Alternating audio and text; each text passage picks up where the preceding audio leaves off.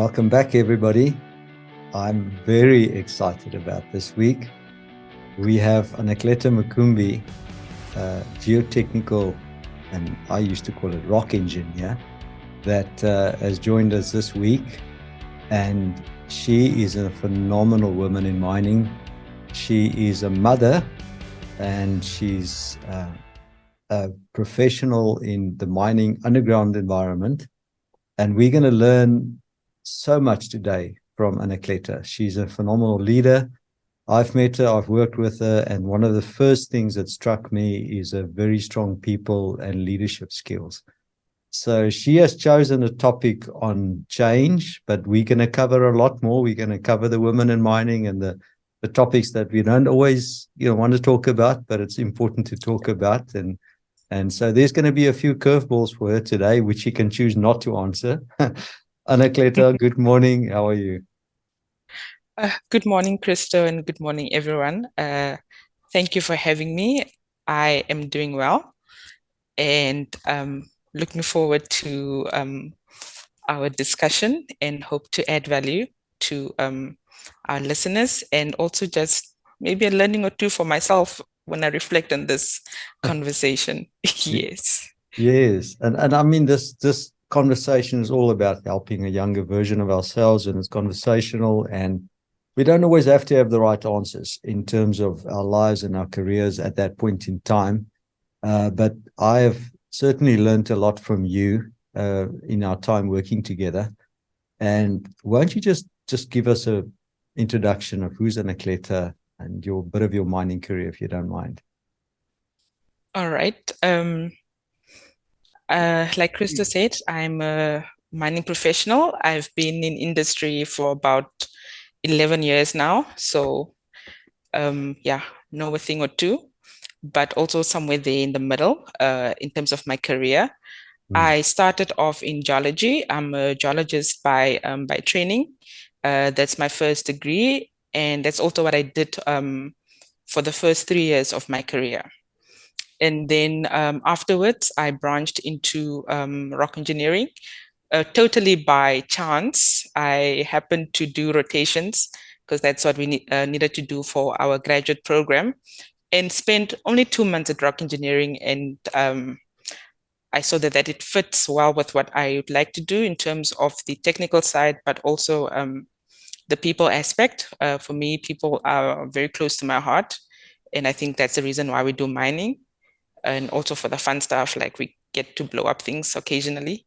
But yes, that is also, yeah, that is also fun. And then I've been in geotechnical engineering for about 7 years now, and have grown into the senior role for the last 2 years. So yeah, that's basically me in terms of my mining career. And I have a very strong passion for mining, and then decided to do my blasting ticket on the side because I feel that it will make me a bit more well-rounded in terms of my understanding, and also providing a better service to my stakeholders. But yes, that is Annakleta in a nutshell.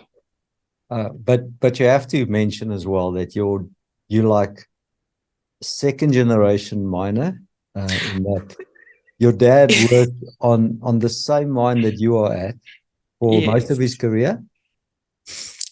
Yes, Christo. Actually, I'm a third generation miner. Good. I'd like Okay, to sorry. say that mining basically chose me. In terms of my grandparents, both maternal and paternal, worked on the gold fields in South Africa. Basically, what they call joiny, which is basically just slang for the Johannesburg area. So they worked at the gold fields. And then my dad worked at Rushpina Zinc for most of his life, and underground as a loader driver. And then here I am, also in mining.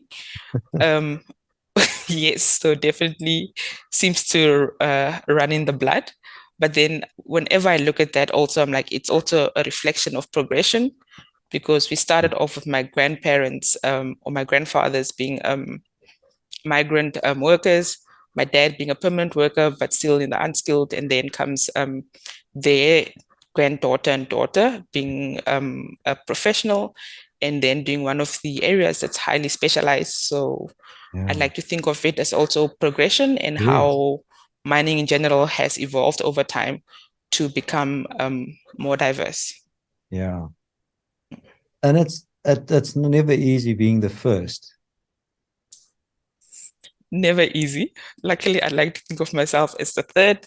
The road was already carved, and they just passed on the baton, and for me to just move forward from there. But definitely never easy. Mm. To give you an example, I started in 2012 Yeah. on the mine, and the landscape is very different now. But we're not a lot of women. The number has gone up, so that's great. But that time I was in geology, and one of my projects was that I was in charge of the underground drill rigs from planning to execution. Yeah. So you're dealing with the diamond drill foremen and those workers a lot. So when you'd give an instruction sometime, and then it's relayed over the control room, which is our dispatch, they wouldn't say no, Annakleta or the geologist. They'll be like, ah, die vrou van geologie het gesê, which says the woman from geology said. Yeah. But with time in that same team, like when you like basically have to walk the fields and prove that you're capable and not just coming here with your book knowledge, that also changes. Even the way people address you changes. And it's those small things that actually shows that there's change or there's acceptance, because I went from Daifro van Hilohi to me Annakleta, which means a Miss Annakleta.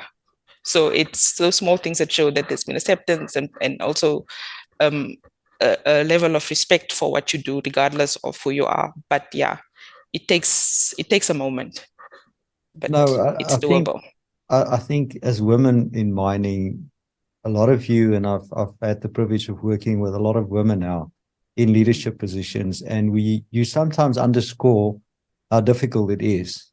You are in this male dominant society, and when we started thinking about who do we have on this podcast, we wanted to have an absolute diverse, from a global perspective, many countries, many people, diversity in terms of skills and also levels in a mine, so that we can talk and service everybody in terms of helping a younger version of ourselves. And when I spoke about that with my daughter, she said, Dad, but are you asking the tough questions when you have a diverse group of people on the podcast in helping a younger version? And I said, what do you mean? She says, well, are you openly talking about how tough it is for women in mining, and being one of the first, being the first new family, being the first geologist woman or not, but first rock engineering woman, geotechnical engineering woman at the mine. And I distinctly remember the one event and the comment that we had, you and I, when we were talking about change house facilities at the mine, and we were not set up properly. We had the women in a visitors change house. When there were visitors, then where do they go? And then the visitors are men and all of that. And based on that sort of progressions, but it was not like at the top of men's minds, how do we enable and set up the environment for women to thrive and do well? And how tough is it for women to be in that underground environment, even things like toilet facilities and the like? It is challenging because of from an institution point of view, we normally say, okay, let's hire more women. So we do that, but then the back end is often lagging behind. I think that is where the challenge is, that the back end is often lagging behind. You have an influx of women coming in, and then either they last only the first few years where they are in training, and thereafter the system kind of flushes them out because it's not designed for them, or they are in the system and then they constantly need to raise their hands for things that are considered normal or just standard for everyone else. For like taking an example of the change house, I don't think someone deliberately said we don't want to change house for women, but it was just not in your face to say that, okay, the same way we have a change house for males, we need to have a change house for women because we have female employees. So I think we still, especially at our mine, where we were a bit on in operation for a while, it's underground, it's male dominated, we often forget the female counterparts. So and then it leads to a situation where either the women that are at the mine needs to constantly raise their hand to say, oh, wait a minute, what about this? What about that? Or they also decide, no, they don't want to be the one always raising their hand, because you also have that fear of possible victimization or being seen as a nuisance. So you'd rather not. And then you just decide to find a home somewhere else. So if we are serious about women in the in mining, we need then to make, when we come up with our whether it's a hiring matrix, when we come up with our facilities underground, we need to make sure that we have representation. Because if someone said on, whether it's a board where it's decided or a meeting, someone should have been able to see, that, oh, wait a minute, we don't have a change out for the woman, for say. And it's the same with just general working conditions, or something as simple as PPE. It shouldn't be a one fit all. They are PPE for women, but how often do we consider that when we in our supply chain, for instance? So it's little things that in the end count up to say that makes the environment less conducive, and therefore you might find that the women in the mine are either just people that are more on your administrative or finance roles and less technical or operational, because they do not want to be they don't want to be subjected to the conditions that are currently there, because it wasn't made for them. The environment is not for them. Yeah. Yes. And what would you say to somebody that is there, and you, as you say, you speak on behalf of maybe 10 or 15 women, but you're the one that's actually raising the issue, and you're being singled out and victimized to an extent, because you're the one singling or voicing what everybody else is thinking. What would you say to a younger version of yourself that are struggling with the same issues? I think raise your concern, but also maybe find the right way to do it. My advice may sound like I'm policing the victim, but I think what I've learned for myself, because you also don't want to run the risk of being labeled an activist, like you are just problematic in all situations, because then your opinion also might not be counted as highly as it should, because maybe you're just seen as a problem. Rather find the correct way to voice that opinion, because it is necessary. We need to do that, because if you don't raise your voice, then nothing changes. And someone needs to stand up and then stand for the others that are maybe not as able, because our personalities are different as well. So yes, if you are one of those people that is able to speak up, I would suggest you speak up, but also do it in such a manner that your message is well received. Because if you also comes out always guns blazing, then your message may not be well received, and then you are doing more harm than good to your cause. So raise it, but maybe raise it with considering all angles, and if possible, raise the issue with having solutions in mind, and then be part of the solution. So that it's not just to say that, oh, this is wrong, and then you walk away from it. This is wrong. How can we fix it? And if possible, back it up with stats and evidence, and maybe examples of what others are doing, because most times something that you're trying to do probably has been attempted somewhere else, and then you can give that solution to the person that needs to affect the change. Oh, that's really good. That's fantastic advice. But Annakleta, when we started speaking, and by the way, it's been a couple of months, and that we eventually now have you in front of the mic. When we started speaking, the topic immediately when you said, when I asked you, what do you want to talk about? What are you passionate about? And you said change. Why change? I think it's probably twofold. It's where I found myself currently. It's in a very transitional place, personal and work wise.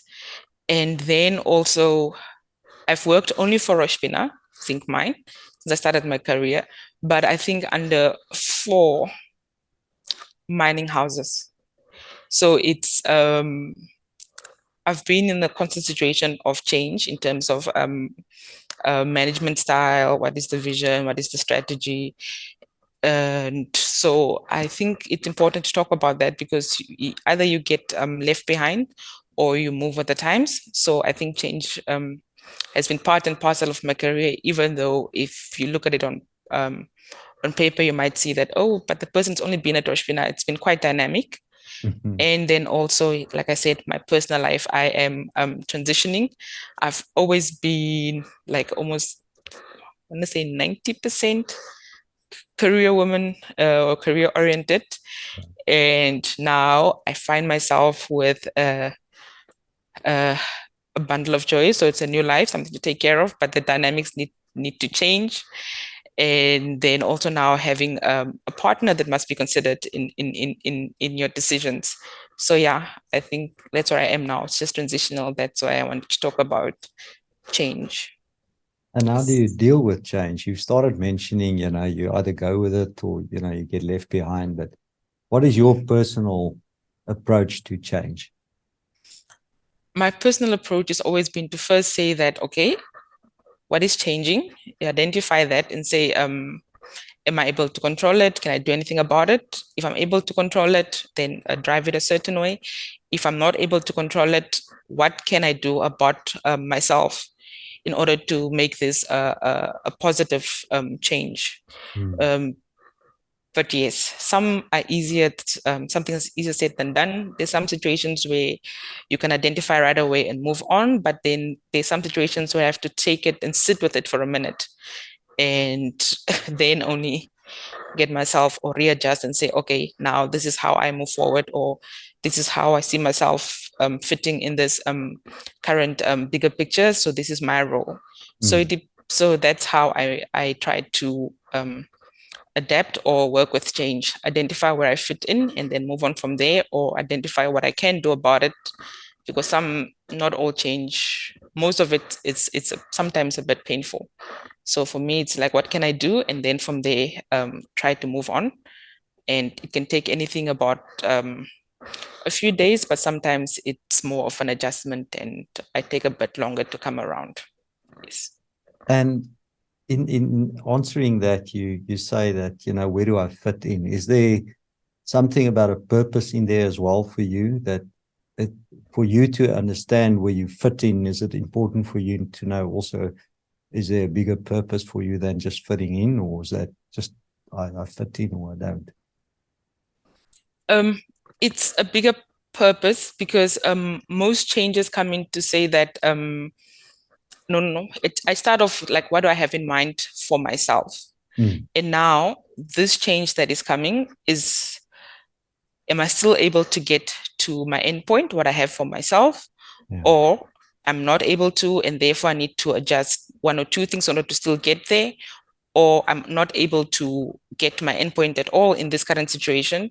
And then am I willing to change course?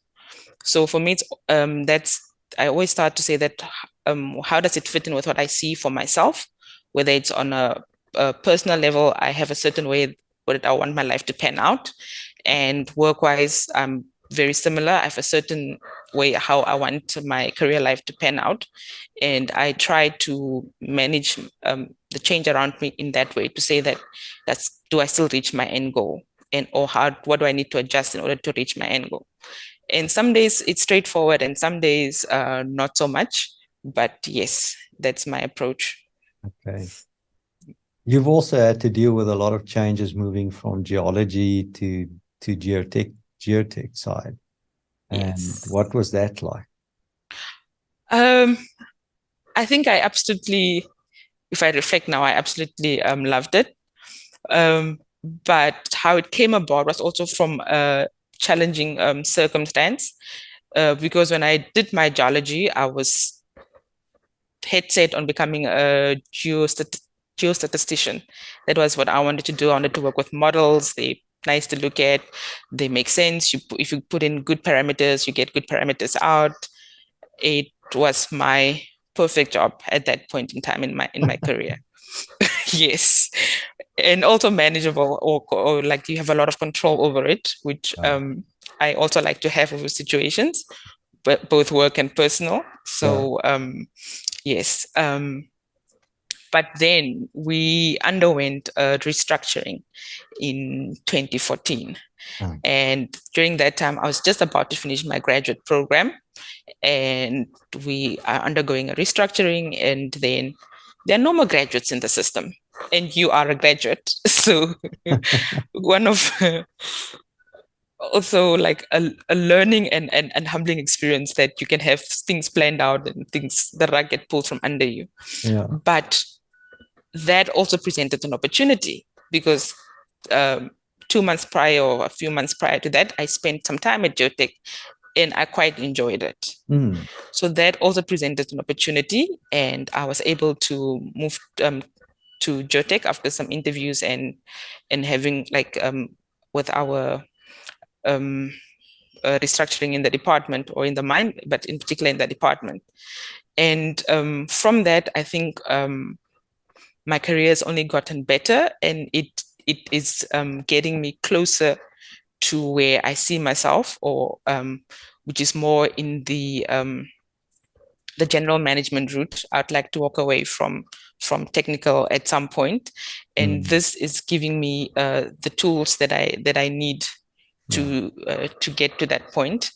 Because now I have covered geology pretty well. The geotech has afforded me an opportunity to also learn about mining on a more in a more practical way.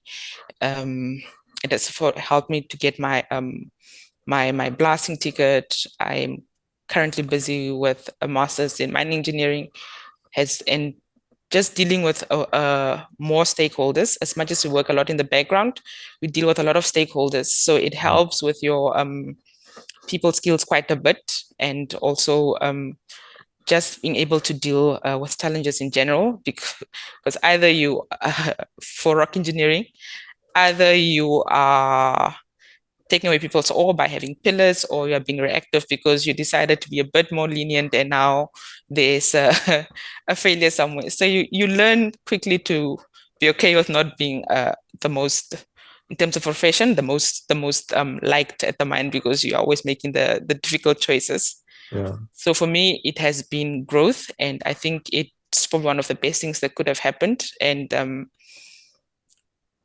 in terms of my career. And in that role, also, I was able to work with mining and planning more closely. So it's ticking off my skill set that I need for my future role. It has helped me quite a bit. So yeah, it was good. I think the move was definitely a good one. It's funny you say that. Not funny, but it's really powerful when you say that uh, an event like a restructuring can actually set you up for, a much better career and a much bigger opportunity.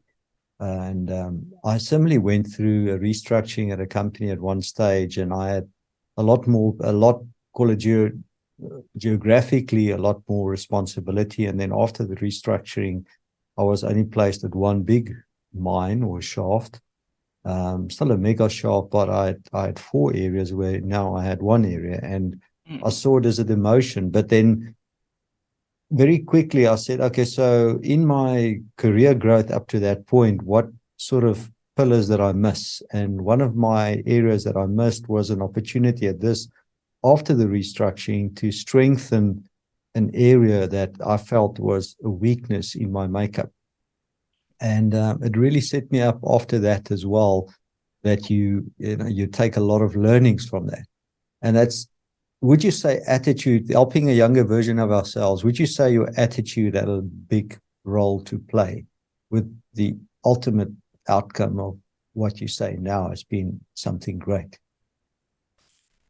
Yes, definitely. I think there is a saying, your attitude determines your altitude, and it sounds corny, but it was being said for a reason. Yeah. Your attitude plays a big role, especially in your earlier career where you are still being shaped and you are, as much as you are the driver of your own destiny, you are quite dependent on your seniors and the mentors around you. Yeah. So they are on a big part the driving force of your career trajectory at the early starts because of your career. So and then you might also be pushed into direction more because of what the company may need at that time. And if you do not have a good attitude about it, you will definitely miss the learnings because you'll be sulking all the time. So I think attitude is a great part, because if somebody were to tell me in 2013 that I'll be moved to geotech and how it would look now, how it will look like in 2023, I probably would have been like, whatever. But it has been one of the greatest blessings in terms of my career. And so taking it with a positive attitude definitely plays a big part of where you will end up or not, and also what you are able to accomplish. And what I would tell a younger version of myself and others is to say that when you find yourself in places that you might seem that it's not exactly where you envisioned yourself, um, take that as preparation, like you said. Like look around and look inside yourself to say, what is it that this particular time of my life is trying to teach me? Where I am currently in this role, what do I maybe need to sharpen in order to be a better version, whether I want to be a better manager, a better rock engineer, what it is that I need to do in this season. And we often miss that, especially as younger versions of ourselves, because we are in a rush to get to the top, and we might miss that. And then the cracks may be there and not so evident in the younger you, and also the impact of a negative decision is not that wide in a younger you, whether it's personal or professional. But when you get to the top, those cracks are definitely I don't think they're appreciated, because you have a lot of forgiveness if you make a mistake as a graduate in training, because, well, you're learning. Yeah. But if you're the head of section or if you're the head of a department, then there is less forgiveness, and also your whatever that weakness of yours may be, it may have the negative impact is much wider. So if you find yourself in a situation where it's not exactly where you want it to be, but you find yourself for some during a time or a season of your life in that situation, rather look inward to say, what can I learn from this, or what am I supposed to learn from this, and correct. And what I have found is that no skill is wasted, no time is wasted. But wherever you are now, it's definitely preparing you for your future self and also for your future responsibilities. So have a good attitude about it, and rather focus on what am I supposed to learn. It's amazing. One of these life gurus, I've forgotten the person's name now, said life is your coach. Life is the best teacher, and embrace every day where life is teaching you something. And that's what you're saying. That's what I hear you saying. Yeah. Fantastic. Annakleta, the change of moving from a specialist to a more generalist, where does that come from? I think it's from my passion for people, and also I like uh, the bigger picture. I like how things fit together and then work towards a common purpose. So for me, I'd like to be in a situation where I'm able to affect change on a larger scale. And I think as a technical person, that scope is a bit limited in order for you to do that. So that's where it's coming from. And I'd like to be in a position where I can contribute to an environment that is conducive for diverse people. Mm. So I think the general management route would also greatly assist in that. So Yeah. I'd like to leave behind a legacy that is able to be more inclusive. So yeah, that's the driver for me. That's really powerful, because what it also says is we're not inclusive enough. We have made strides that we are a more inclusive and a diverse workforce or landscape in terms of mining, Yeah. but we still have a mile or two to go, especially I think if you look at the mining industry in Namibia in particular, there's still a few what's the right word? A few roles that are seen as maybe more suitable for males instead of females, or a few places that you are allowed in a room but not with a much freedom. So I think not with much freedom to be who you are. Um, and so yeah, we still have a bit to go there. It's what I Yeah, believe. I agree with you. Mm. I agree with you fully. And it's about diversity of thinking, and not just diversity of gender or skin color or background or culture. And if we all have the like-minded people around the table that all think the same and speak exactly the same, you're never going to have the Formula One winning vehicle.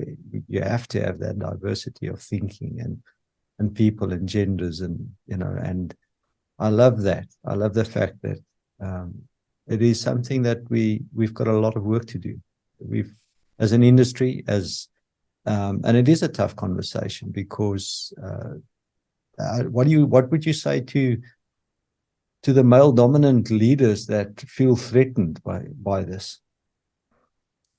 I think like probably to go a step back, it should be worrisome as a leader if you find yourself in a situation where everyone is agreeing with you all the time, because that is not a sign of good leadership, I would think, because there's no way that you are right all the time. And if people are not in a position to be honest, then if I'm the person who's that leader, I should be able to look within myself to say, what is it about me or my management style that encourages this type of behavior? Like, why do people feel necessary to act in this way when they are around me? Mm.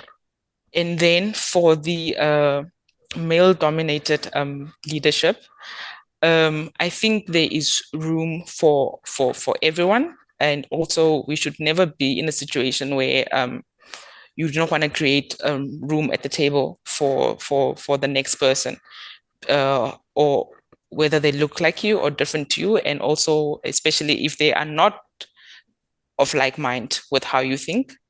I think the best you get the best out of the team when there is a diverse group, and this diversity in particular should also be about diverse thinking. I think, because we don't put enough emphasis on that. We say, okay, yes, we've checked the box.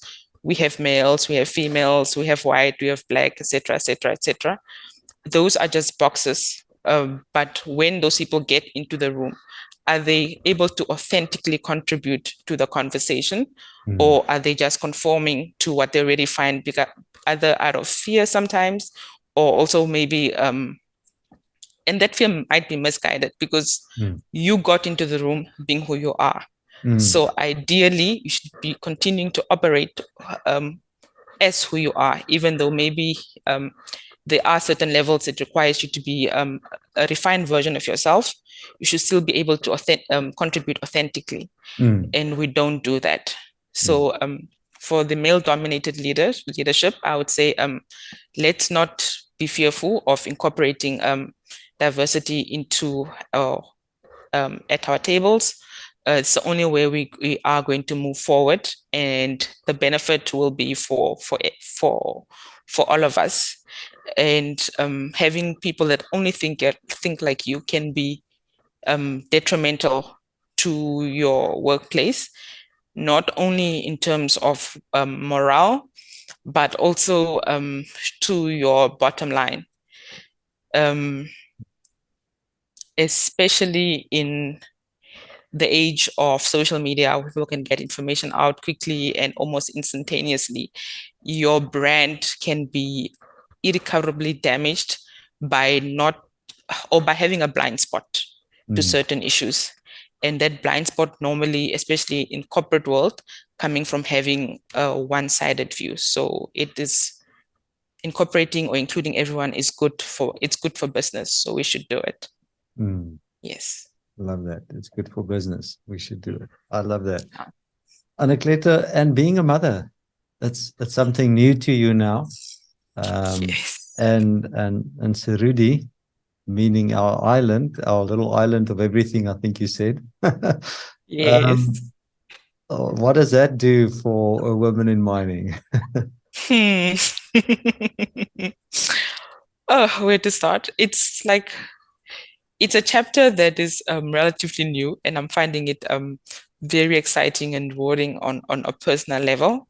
But it also comes with its own challenges in terms of how the workplace is set up. Like, it's not ideally set up for let's say for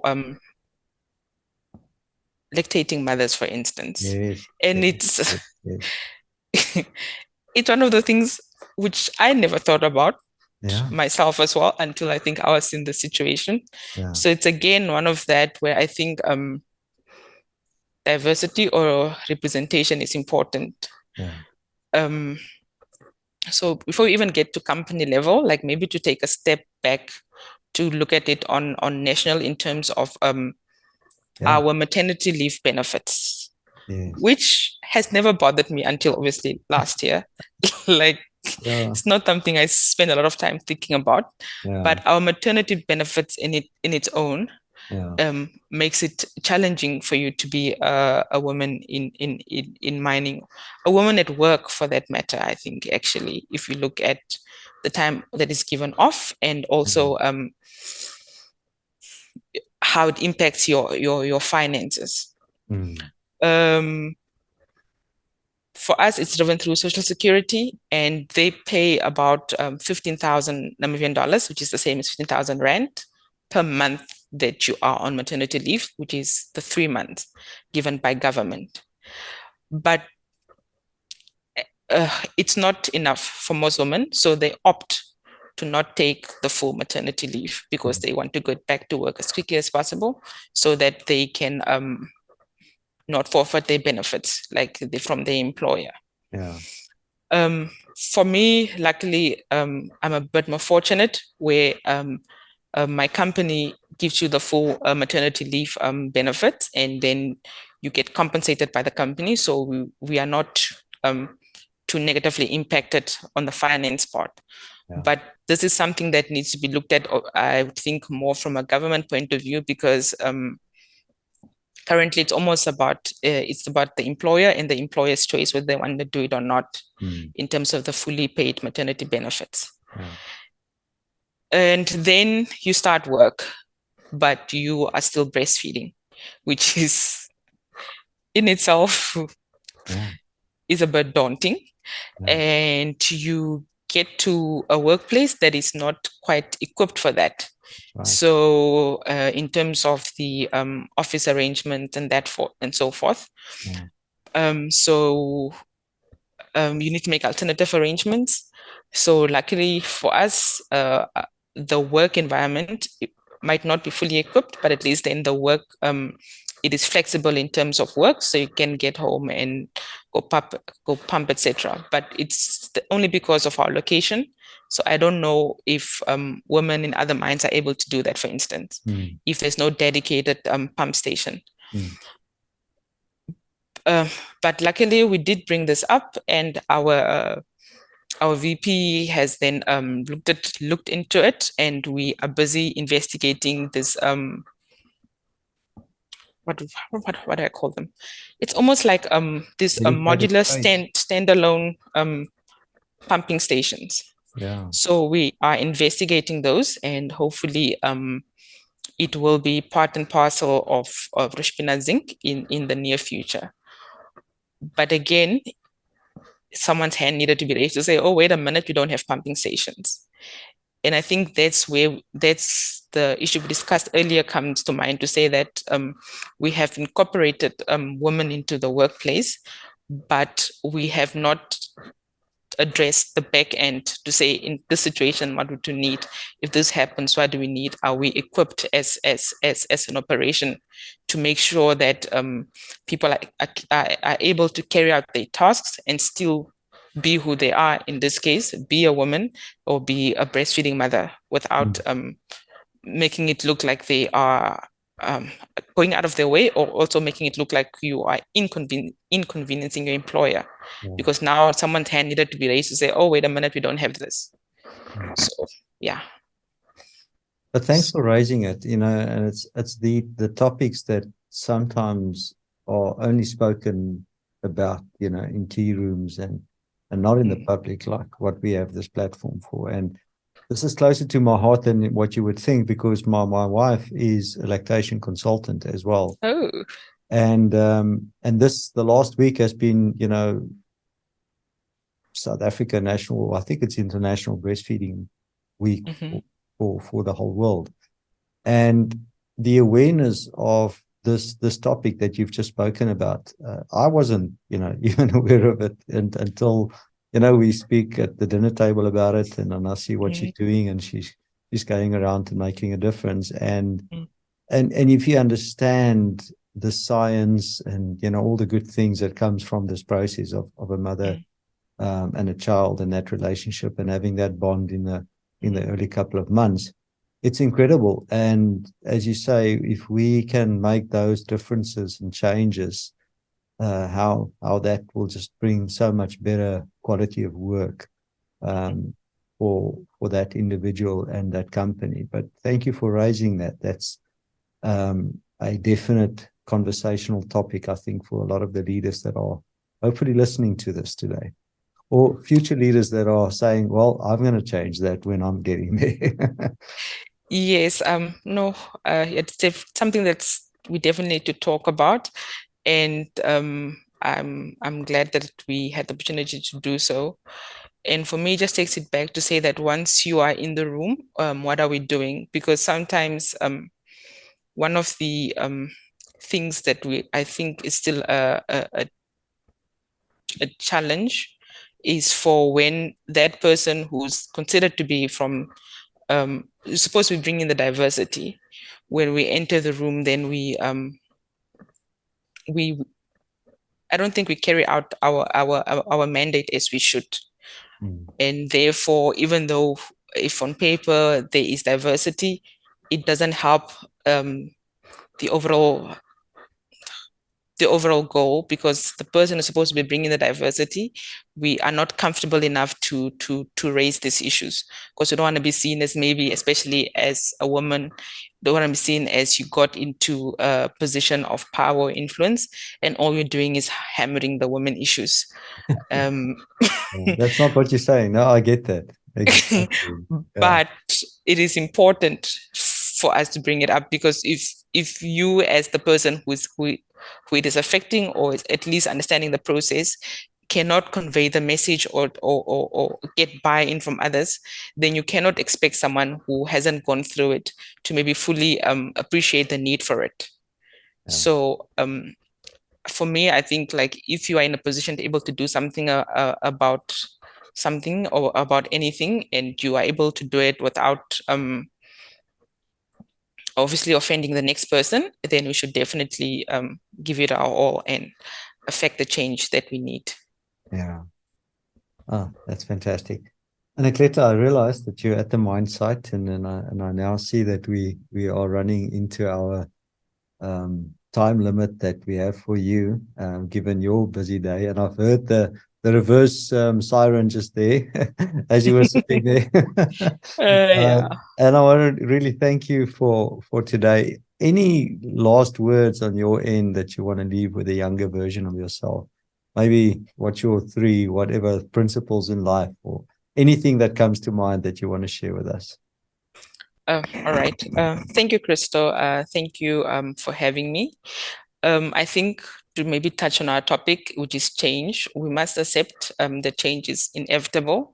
And the best thing we can do about it is to see how we can positively impact that change that is currently taking place, whether it's in our personal or career, in terms of our career lives, and take it as an opportunity. Most of these changes are opportunities, and you will most likely end up in a much better position than when you started if you just have a great attitude about it. So yeah, that's it from me. Thank you so much. And we want to thank you. We want to release you to go back to your day job, and we hope to we're going to watch the space of Annakleta moving towards general manager one of these days, and we're sure we're going to see you there. And we wish you all the best for your career. If people want to reach out to you, they can probably find you on LinkedIn, Annakleta. Yes, you can definitely, they can find me on LinkedIn. Okay. And thank you for this opportunity. And yeah, likewise, can't wait to see what's next in your chapter. You have done some great work here for us, and also in terms of impacting lives positively, mine included. So yeah, very excited to see what's next. Thanks a lot, Annakleta.